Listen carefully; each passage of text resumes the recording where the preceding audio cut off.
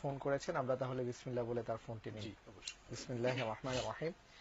আসসালামু আলাইকুম ওয়া রাহমাতুল্লাহি ওয়া বারাকাতুহু। ওয়ালাইকুম আসসালাম ওয়া রাহমাতুল্লাহ। ভাই আপনি কেমন আছেন? জি আলহামদুলিল্লাহ ভালো আছি, আল্লাহর আবুজুকে মেহেরবানিতে। আমার সালাম দিবেন এবং জি আপনাদের সুস্থতা কামনা করছি। আমি আমিন। জি অনেক খুশি, আমি 10 মিনিট লাইন থেকে পেয়েছি আপনার লাইন। আচ্ছা আর আলহামদুলিল্লাহ। জি আমার প্রশ্নটা একটু বড়, একটু ডিটেলস, কিন্তু অবশ্যই আমার প্রশ্ন কোনো পার্ট আপনারা বাদ দিবেন না আশা করি। জি বলুন ভাইয়া।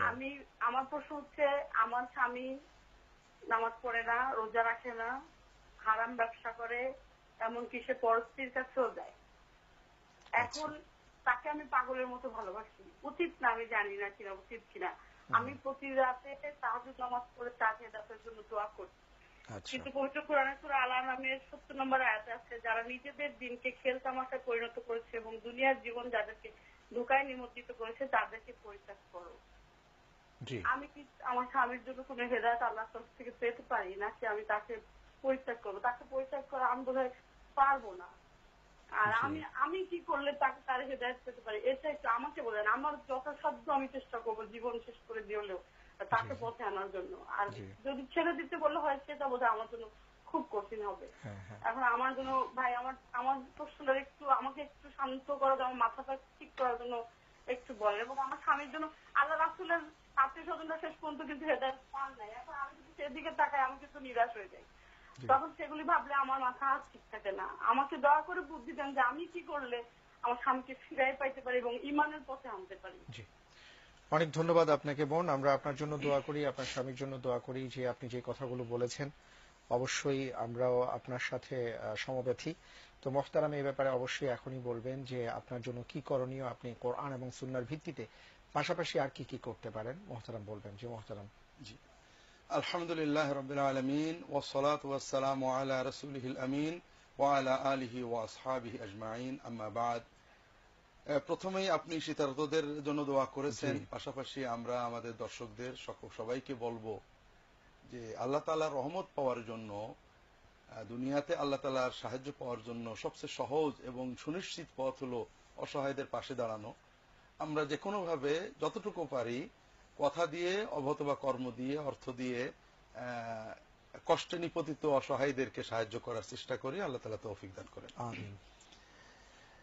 দ্বিতীয়ত, আপনি বোন যে প্রশ্ন করেছেন, নিঃসন্দেহে এটা দুর্ভাগ্য যে আপনার স্বামী ভালো পথে চলেন না। এক্ষেত্রে প্রথম কথা হলো যে যে স্বামী নামাজ পড়েন না, বিশেষ করে নামাজটা এখানে বড় ফ্যাক্টর, অন্যগুলো তত নয়। যে ব্যক্তি মোটেও নামাজ পড়েন না তাকে ইমাম আহমদ ইবনে হাম্বল কাফেরি বলেছেন। হাদিসে এগুলোর প্রমাণ আছে। অন্যান্য ফকিহগণ, ইমাম আবু হানিফা, মালিক, শাফিঈ এবং অন্যান্য ফকিহগণ বলেছেন যে ওই ব্যক্তি যদি নামাজ ফরজ স্বীকার করে, নামাজ পড়ে না, পড়তে বললে বিভিন্ন অজুহাত দেয়, কিন্তু নামাজ পড়তে অস্বীকার করে না, বা বলে নামাজ পড়ে কি হবে, নামাজ লাগবে না, এরকম কিছু বলে না, আর কি বিরূপ মন্তব্য করে না, অর্থাৎ নামাজের গুরুত্ব অস্বীকার করে না, কিন্তু পড়ে না আলসেমি করে, নানান অজুহাত দেখায়। এই ধরনের ব্যক্তি মুসলমান বলে গণ্য হবে, কারণ সে নামাজের গুরুত্ব স্বীকার করেছে। তবে সে মহাপাপী, কঠিনতম একটা কুফরি পর্যায়ের পাপে সে লিপ্ত। এই অবস্থায় আপনার স্বামী যদি এরকম হন, তাহলেও আমরা আশা করব তার ইমানটুকু অন্তত রয়ে গেছে, এবং এক্ষেত্রে আপনার দায়িত্ব তাকে পরিত্যাগ করা নয়। ইসলামে মেয়েদের দুর্বলতার দিকটাকে খুব গুরুত্ব দিয়েছে। মেয়ে পুরুষ সমান নয়, মেয়েদেরকে অনেক ক্ষেত্রে অগ্রাধিকার দেওয়া হয়েছে। যেমন সূরা মুমতাহিনাতে যখন রাসূলুল্লাহ সাল্লাল্লাহু আলাইহি ওয়াসাল্লাম সন্ধি করলেন, পুরুষ যখন ঈমান আনার পরে মদিনায় আসতো তাদের জোর করে মক্কায় পাঠানো হতো, কিন্তু নারীদের ক্ষেত্রে আল্লাহ কোরআন নাজিল করলেন না, নারীদের ওই ধরনের স্ট্রেংথ নেই, তারা ফিরে গেলে তাদের অত্যাচার করা হবে, কাজেই নারীরা যদি কেউ ঈমান নিয়ে ফিরে আসে তাদেরকে ফেরত পাঠানো যাবে না। এই জন্য স্বামীর পাপে স্ত্রী পাপী হন না, কিন্তু স্ত্রীর পাপে স্বামী কিন্তু পাপী হয়ে যান, এটা সাধারণ নিয়ম। এই জন্য আপনি এই পর্যায়ে আপনিই দেখবেন যে কিভাবে আপনার স্বামীকে ভালো করবেন। তবে আপনি যে ভালোবাসার কথা উল্লেখ করেছেন, এই ভালোবাসা থাকলে কোনো পুরুষ খারাপ থাকার কথা না।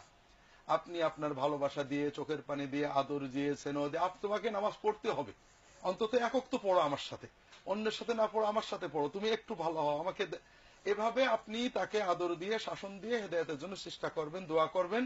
আর এমন কোনো কথা বলবেন না যে তার মুখ থেকে কোনো কুফুরি কথা বেরোক। আপনি এমন ভাবে বলবেন যেন সে ভালো হতে চেষ্টা করেন, ভালোর প্রেরণা পান। আমার মনে হয় আপনার দোয়া, আন্তরিক দোয়া, আপনার ভালোবাসা, আপনার হেদায়েত করার চেষ্টা থাকলে তিনি হেদায়েত হবেন। আপনি আল্লাহর কাছে দোয়া করবেন। আল্লাহ ইনশাআল্লাহ।